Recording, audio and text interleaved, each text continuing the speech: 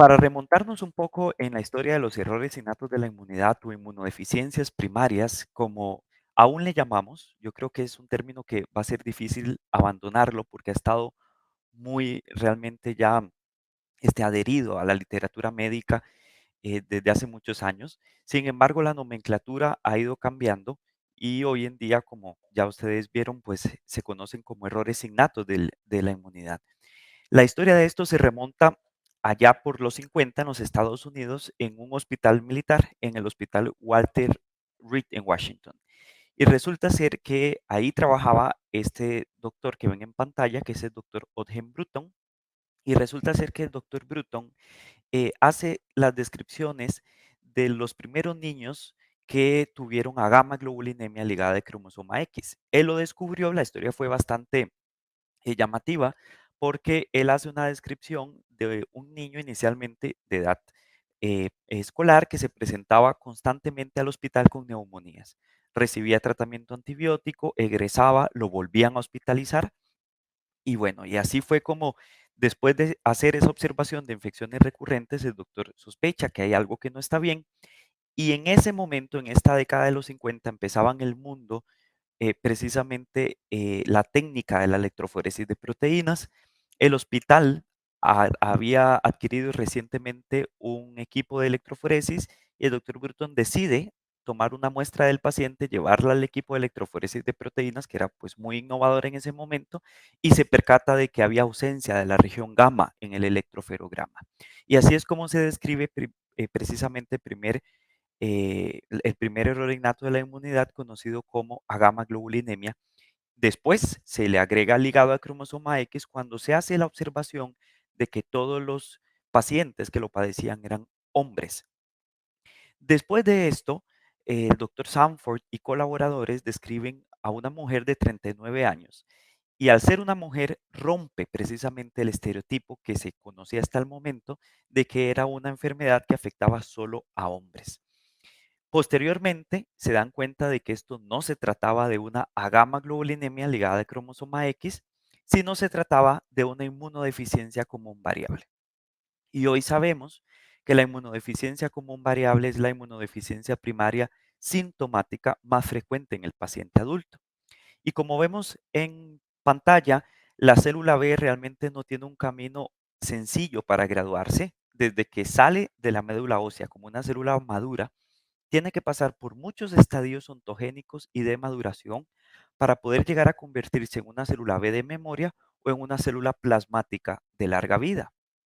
Y como vemos, en la parte inferior hay múltiples genes que son los que participan precisamente en ese proceso ontogénico, en ese proceso de maduración. Y cuando hay fallo en alguna de estas vías moleculares, el común denominador en el paciente será la hipogamaglobulinemia o la deficiencia de anticuerpos. ¿Cómo fue la historia en Costa Rica, precisamente de la clínica de errores innatos de la inmunidad en el paciente adulto, que es de la que yo me encargo como médico internista? Pues realmente hablar de inmunodeficiencias sin dar el reconocimiento a los colegas de pediatría sería un acto que no pudiera cometer, porque realmente la inmunología clínica como tal es fundada a partir de los pediatras. Los errores innatos de la inmunidad específicamente. En Costa Rica, esto inicia en diciembre de 1985, como ven en pantalla. Resulta ser que el primer trasplante que se hace en Costa Rica de médula ósea fue en un niño con SCID, precisamente lo que ahora mencionaba la doctora María Claudia Ortega, que es una estrategia curativa para estos pacientes. Y ese trasplante estuvo realizado por el doctor Porras en 1985 y era un paciente que tenía deficiencia de la subunidad gamma común del receptor de interleuquina 2 y vino el profesor Ander Fast de Gotemburgo, de Suecia, para ayudar precisamente a realizar el trasplante. Aquí en la esquina superior vemos en el periódico La Nación, que es el periódico pues más leído en Costa Rica, como decir El Tiempo para Bogotá, y vemos precisamente una fotografía del doctor Faz y del doctor Porras en 1985, cuando recién realizaron el trasplante. Ese fue el primer trasplante de médula ósea que se realiza en Costa Rica, el primero en América Central y el tercero en América Latina. Y para mayo de 1992, este equipo de inmunólogos pediatras acuden a este hospital donde yo laboro, el Hospital San Juan de Dios, como vemos en la noticia inferior. Dicen Hospital San Juan de Dios, mayo de 1992, y se realiza el primer trasplante de médula ósea en un paciente adulto. No con un error innato de la inmunidad, sino en este caso con una leucemia. Pero gracias precisamente al equipo de inmunología pediátrica del Hospital de Niños, es como inicia la clínica de inmunodeficiencias y de trasplante del hospital en el cual laboro. Como médicos de adultos, ¿qué podemos esperar? En cuanto a los errores innatos de la inmunidad, podemos esperar tres escenarios. Uno es aquella inmunodeficiencia primaria o IDP que tenga un debut propiamente en la edad adulta. Y con esto yo quiero precisamente quitar ese concepto que tienen muchos colegas que vemos adultos, que si un paciente adulto no tuvo manifestaciones de inmunodeficiencia en la edad pediátrica, prácticamente descartan la posibilidad de una inmunodeficiencia en el adulto y esto no debe de ser. El comportamiento clínico y genético de los errores innatos de la inmunidad es sumamente variado. Así que podemos tener perfectamente un adulto que tuvo toda su niñez y adolescencia sana y que tiene el debut de una clínica sugerente de inmunodeficiencia en la edad adulta. Ese es el primer escenario. El otro escenario que tenemos son las inmunodeficiencias heredadas de inmunología pediátrica. Es decir, aquellos pacientes que fueron diagnosticados por los pediatras que cumplen los 18 años y son trasladados a una clínica de adultos. Y el otro escenario que nos podemos enfrentar son pacientes que se escaparon de la valoración por pediatría, que fueron niños que tuvieron desde pequeños datos que sugerían inmunodeficiencia, pero nunca llegaron a un diagnóstico y hasta que llegan a la edad adulta, pues se les diagnostica. Por supuesto que de ser así son defectos que permite que esa persona crezca y no sea un defecto inmunológico grave, pues no lo hubiera permitido alcanzar la edad adulta con vida. Existe esta fundación Jeffrey Model, muchos de ustedes quizás la han escuchado, que Jeffrey Model precisamente es una fundación internacional que se encarga de colaborar a nivel mundial para dar apoyo a diferentes laboratorios en el diagnóstico de inmunodeficiencias primarias. Y ellos tienen estas 10 señales, están hechas para niños y señales para adultos. Yo, como soy internista, pues voy a enfocarme en hablarles de las señales de alarma en los adultos cuando debemos sospechar de una inmunodeficiencia.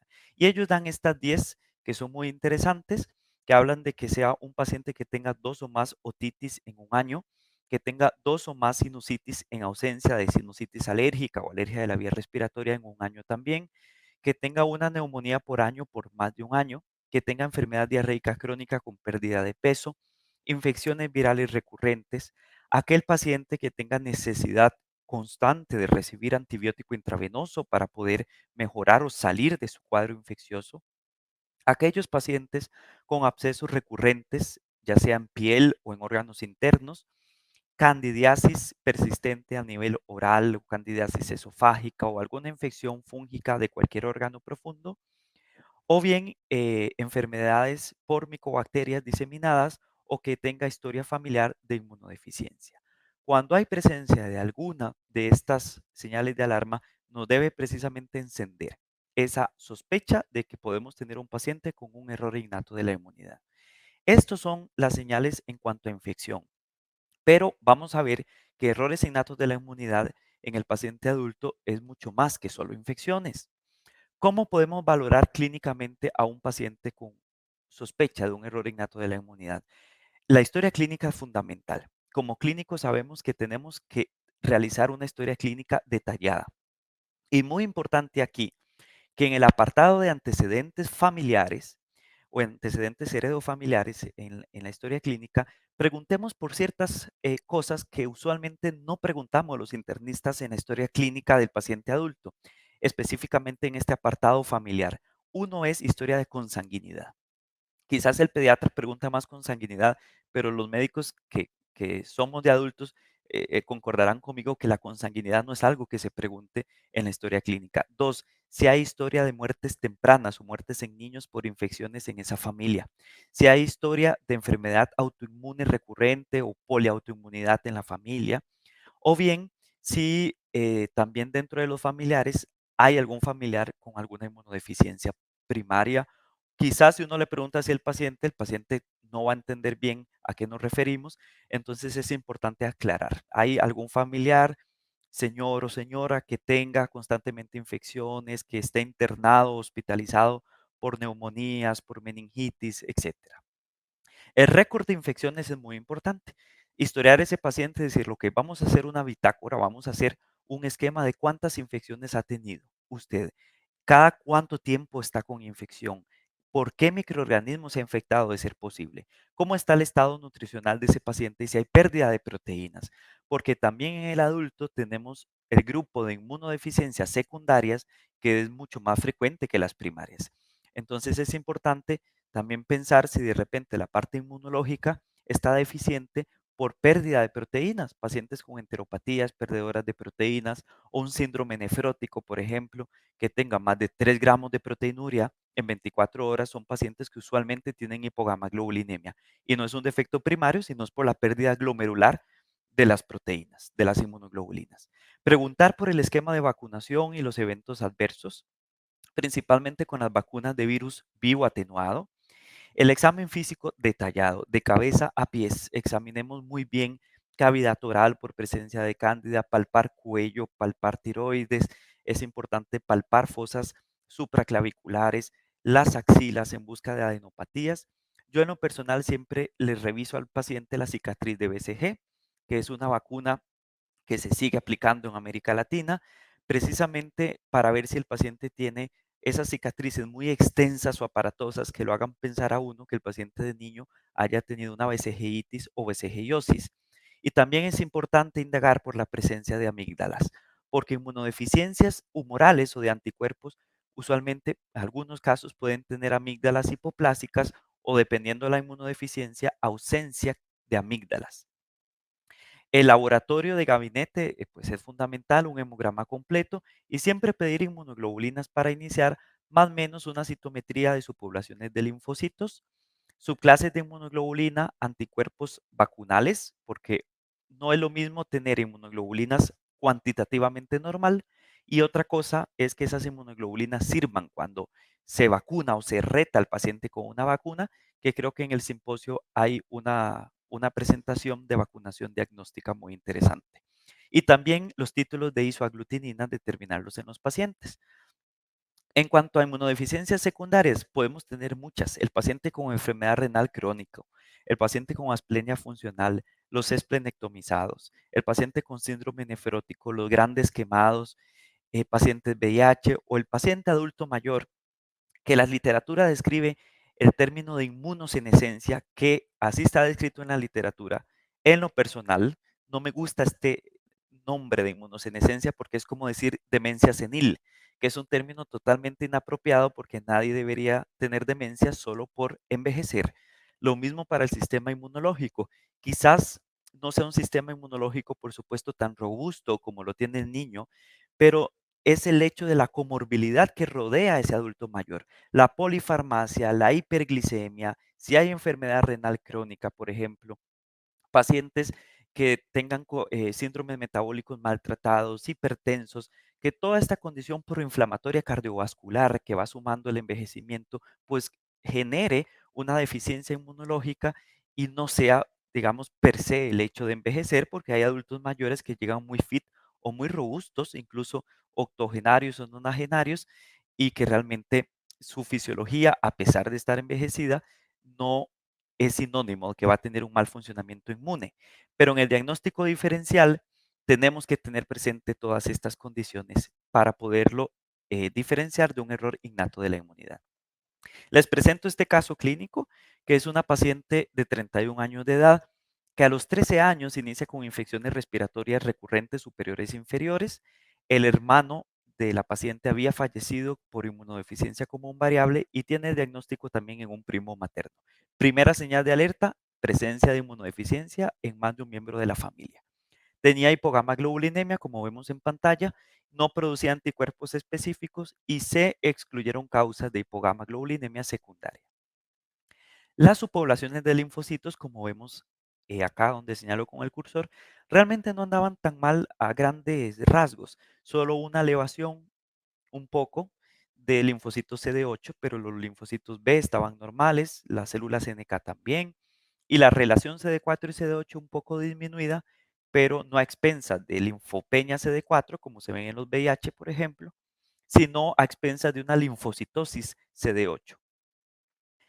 Ella, después de un año que debutó con las infecciones, inicia con un síndrome de Evans, por lo cual le dieron esteroides y finalmente la terminaron esplenectomizando en ese momento. Nos corremos en la línea de tiempo y a los 25 años la paciente inicia con sintomatología respiratoria, patrón de árbol en brote, se decide realizarle broncoscopía, se descarta con lavado broncoalveolar y múltiples estudios moleculares infecciosos que se tratara de una infección y se le realiza una biopsia transbronquial que documenta infiltrado de células CD4 y CD8 sin granulomas, presencia de bronquiolitis folicular, enfisema centroalveolar para ambos pulmones. Y ahí yo me pregunto, se consideró un GLIL en la paciente, que es una entidad prácticamente patoneumónica de la inmunodeficiencia común variable, que GLIL son las siglas en inglés de enfermedad intersticial linfocítica granulomatosa. 30% de los comunes variables presentan esta complicación, que es una complicación no infecciosa de la inmunodeficiencia. Entonces, como les decía, esto va más allá de infección y es un sistema inmune disregulado que genera manifestaciones de autoataque de células T autorreactivas contra el pulmón y que hace que el paciente tenga un comportamiento similar a una enfermedad intersticial y que si no se trata puede llevar a un deterioro pulmonar progresivo. Posteriormente, a los 30 años, la paciente tiene una enteropatía autoinmune. Se le realizan varias biopsias, como vemos en pantalla, en donde tenía linfocitosis intraepitelial, atrofia moderada de vellosidades, tenía una colitis eosinofílica. A los gastroenterólogos les costaba clasificar a esta paciente. Bueno, ¿de qué se trata esto? No es solo una colitis microscópica o linfocítica, porque también tiene colitis eosinofílica, es o no una enfermedad celíaca. Y yo les decía, una golondrina no hace verano.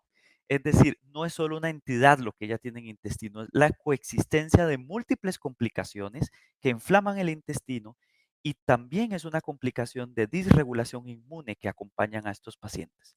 Entonces vean que el cuadro clínico puede ser muy florido y no solo hay infección, sino hay un componente de disregulación, inflamación y autoinmunidad persistente a través del tiempo. Vemos la cantidad de microorganismos que ella ha tenido, realmente asombra, ¿verdad? Son microorganismos distintos que lo logré aislar del expediente de la paciente a lo largo de los años y muchos otros episodios de infección sin aislamiento. Y acá no le sumé un Aspergillus nigre con el que la paciente estuvo hospitalizada hace poco, eh, precisamente hace como 3 semanas, le di egreso del hospital, que estuvo con una infección por Aspergillus. Entonces, vean la cantidad de microorganismos, tanto parasitarios, fúngicos, virales y bacterianos que ha tenido la paciente a lo largo de su vida. Cuando vemos la citometría, aquí tenemos 220 linfocitos B, 7.8%, que para la edad de la paciente, 31 años, realmente está bien. Pero cuando analizamos con detalle ese compartimento B, nos damos cuenta que todas las células se encuentran en un estadio inmaduro y ninguna tiene la capacidad de convertirse en una célula B de memoria, ni precambio de clase ni con cambio de clase de inmunoglobulinas. Tampoco plasmablastos en sangre periférica, que por supuesto no se encuentra mucho plasmablasto en sangre periférica, pero algo debe de haber y vemos que hay 0%. Entonces la paciente tiene células B normales, sí, pero no tiene células B de memoria. Por ende, no va a producir buenos anticuerpos.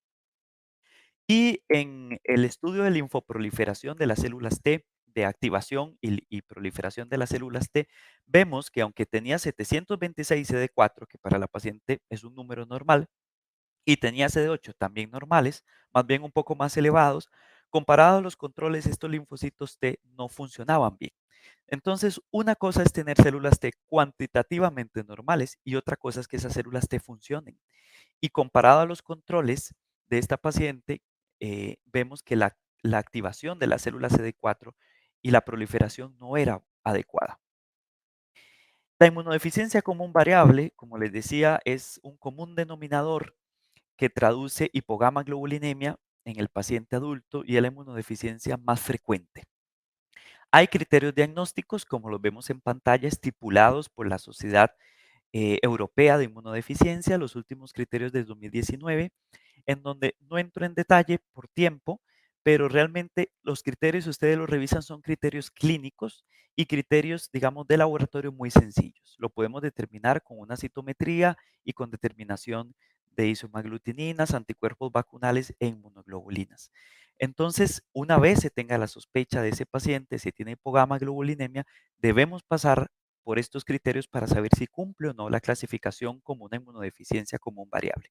Sí quiero hacer énfasis que hay cierto grupo de pacientes con inmunodeficiencia común variable que tienen afectación de las células T severa. Entonces, más que una inmunodeficiencia humoral, se terminan comportando como una inmunodeficiencia combinada.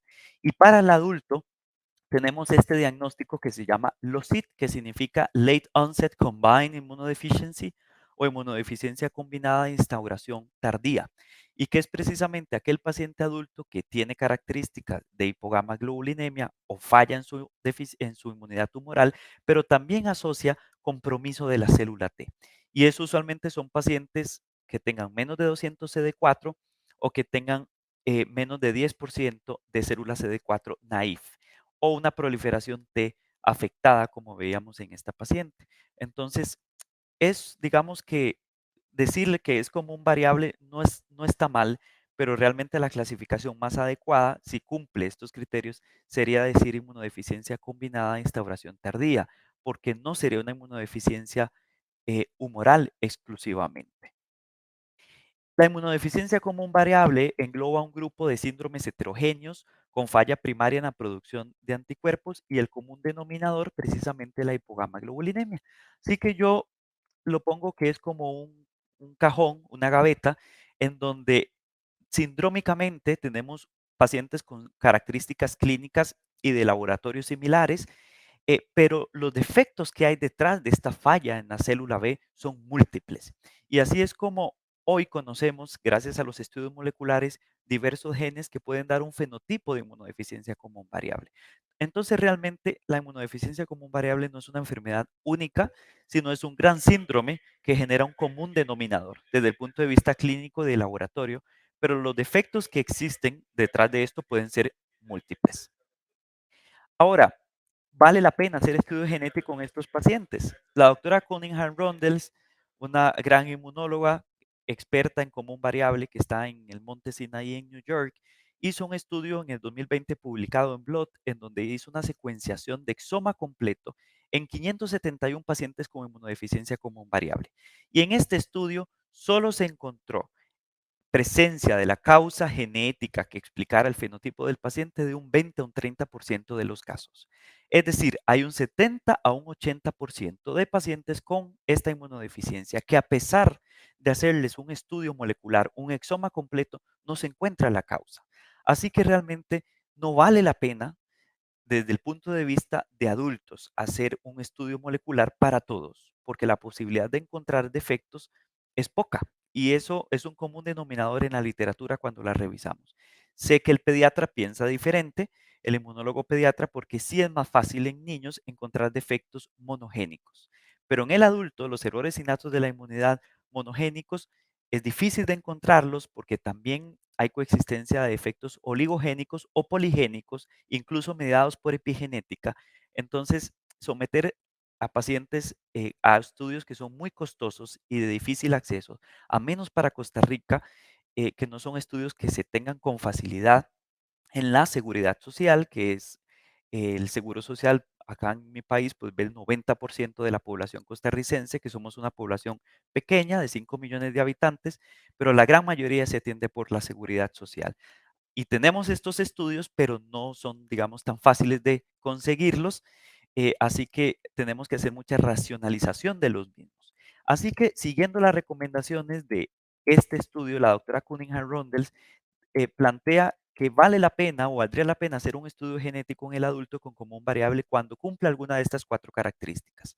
Que tenga células B muy disminuidas o ausentes, más de un miembro en la familia, que tenga un debut temprano, lo que les decía en edad pediátrica, o que tenga manifestaciones de disregulación inmune.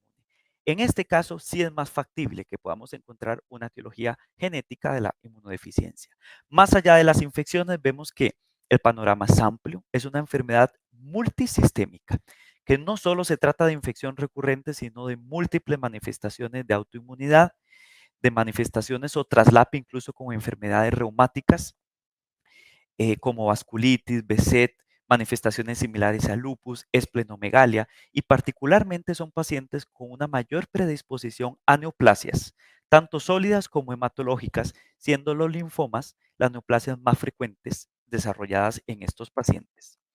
Como les decía anteriormente, la enfermedad intersticial linfocítica de granulomatosa vemos que puede llevar a seria afectación pulmonar, siendo ustedes de un hospital experto en neumología, pues lo sabrán con mucho más detalle que yo, que son pacientes que hay que ponerles especial atención y sobre todo comentar esto con los servicios de patología de los hospitales, porque quizás no es una entidad que se conozca, digamos, tan fácilmente como otro tipo de enfermedad intersticial. Entonces es importante que hayan clínicas o reuniones multidisciplinarias con neumología, con los patólogos, para poder abordar los pacientes con esta complicación no infecciosa en la común variable, como les dije, que está presente en un 30% de los casos.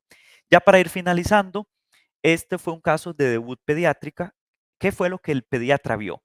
El pediatra vio a un niño de 4 años que tuvo una artritis séptica por neumococo, que tuvo artritis inflamatoria de manos, que tenía agamaglobulinemia con células T normales. ¿Qué es lo que yo veo? Yo veo ya al paciente con 32 años de edad, cuando el pediatra le dio de alta a los 18 años, y usualmente estos pacientes con inmunodeficiencia, que este caso, como ven, estoy describiendo clásicamente un paciente con mutación en BTK, es decir, es un paciente con agamaglobulinemia ligada al X. Usualmente estos pacientes, la gran mayoría, cuando dejan el hospital pediátrico, se van en buena condición. Son pacientes que no tienen tantas complicaciones como el común variable con manifestaciones de autoinmunidad. Pero lo que vemos en los hospitales de adultos ya son adultos que vienen a través de los años con múltiples secuelas pulmonares que no vio el pediatra, en donde ya tenemos pacientes que se complican con bronquiectasias, que han tenido múltiples infecciones, infecciones recurrentes sinopulmonares, y ya este paciente, por ejemplo, tenía un patrón obstructivo severo con reversibilidad en las pruebas de función pulmonar y ya viene con deterioro pulmonar, a pesar de la sustitución con inmunoglobulina intravenosa.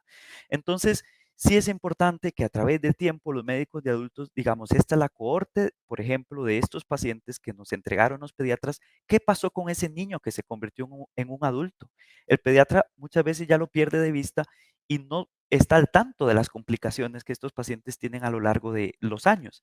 Esta foto de la cavidad oral quizás no se ve muy bien, pero lo que quiero mostrar es que el paciente no tiene amígdalas, y lo que les decía el examen físico. Finalmente, los tratamientos, tenemos tratamientos de soporte como profilaxis antimicrobianas, inmunoglobulina, tratamiento dirigido a ciertas vías moleculares en caso que se conozca el defecto molecular, o tratamiento curativo como el trasplante de células madre o la terapia génica. ¿Por qué trasplantar en inmunodeficiencias primarias? Porque la gran mayoría de los defectos ocurren o son de etiología monogénica, expresados en el sistema hematopoyético. Al poner células madre, pues vamos a tener un sistema inmune normal. La práctica está regulada en el mundo para los niños, pero ¿qué pasa con el adulto? No tenemos mucha experiencia en el mundo. En los últimos años, la doctora Morris, principalmente de Reino Unido, es la que tiene sus cohortes más grandes de adultos que se han trasplantado por errores innatos de la inmunidad y han reportado una sobrevida de 85% en los primeros reportes que se hicieron en 29 adultos, evidenciando que es una buena opción de tratamiento. ¿Cuáles son las indicaciones de este grupo de Reino Unido para trasplantar un adulto con inmunodeficiencia? Aquel paciente que tenga infecciones persistentes y recurrentes graves, principalmente cuando hay virus de Epstein-Barr crónico activo, se vuelve un problema, y son pacientes que recaen con linfomas constantemente, tienen infecciones fúngicas, virales, bacterianas. Ese paciente que se infecta y se va deteriorando es un paciente que se podría considerar candidato al trasplante y no dejarlo evolucionar hasta que ya tenga daño a órgano blanco importante. Citopenias autoinmunes refractarias, que tenga falla medular, síndromes hemofagocíticos y, por supuesto, si hacen alguna malignidad hematológica, sería una ventana de oportunidad para trasplantarlos, o bien que tal vez no tengan infecciones recurrentes, pero el fenotipo de los pacientes sea autoinflamación refractaria. Esos casos se podrían considerar para el trasplante. Concluyo con que los errores innatos de la inmunidad en los adultos pueden ser más común de lo que creemos, no son exclusivos de los niños y el adulto joven puede debutar a cualquier edad o incluso un adulto de edad mediana o incluso adultos mayores, sorprendentemente. Debemos detectar signos de alarma en nuestros pacientes que nos hagan sospechar de una inmunodeficiencia y es muy importante identificar a un adulto de manera temprana porque podría representar años de vida para el paciente. Las inmunodeficiencias son más que infecciones. El estudio genético, como vemos, veámoslo con mesura porque realmente no son para todos. Ocupamos en nuestra región latinoamericana extender un poco más las técnicas de citometría moleculares para lograr mejores diagnósticos. El problema es que ejercemos una especialidad cara desde el punto de vista del laboratorio y eso complica realmente los diagnósticos muchas veces. Todo paciente con autoinmunidad, infección recurrente, cáncer, atopia, previo a ser sometido a inmunosupresión de cualquier tipo, por favor determinen niveles de inmunoglobulinas. Nos podemos llevar sorpresas. Y la medición de anticuerpos debería ser un estudio que se encuentre factible para el primer nivel de atención. Finalmente quiero dejarles unos segundos con este video.